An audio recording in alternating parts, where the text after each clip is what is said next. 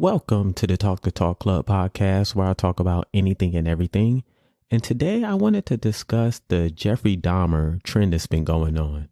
Am I the only one that finds it strange that the world is celebrating a serial killer? And I'm not going to lie, I've seen some hilarious TikTok videos of people impersonating Jeffrey Dahmer. And I'll be lying if I said I didn't watch those videos multiple times. Because where else can a white kid dress up like a serial killer and scare the hell out of his parents? Only in America, baby. Only in America. And I guarantee you for Halloween, there's going to be a bunch of people dressed up like Jeffrey Dahmer running around. And you never know, the next trend might be white kids dressed like their favorite school shooter.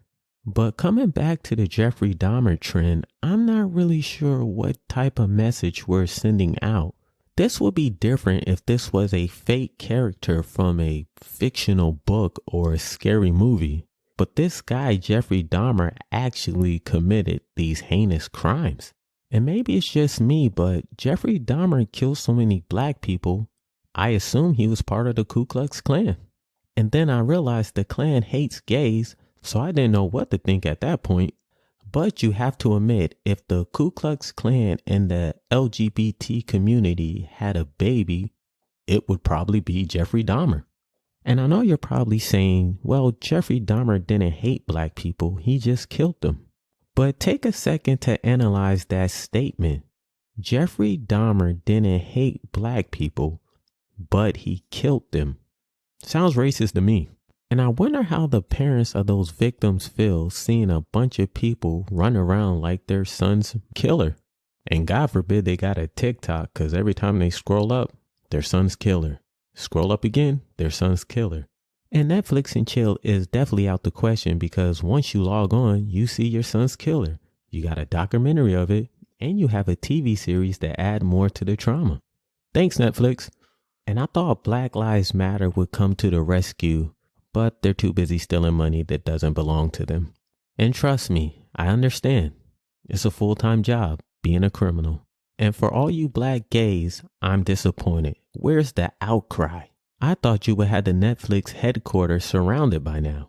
I was expecting to see Lil Nas X out there dressed like a peacock twerking for justice. Like, where's the gay Jesse Jackson to speak out for the gay black community?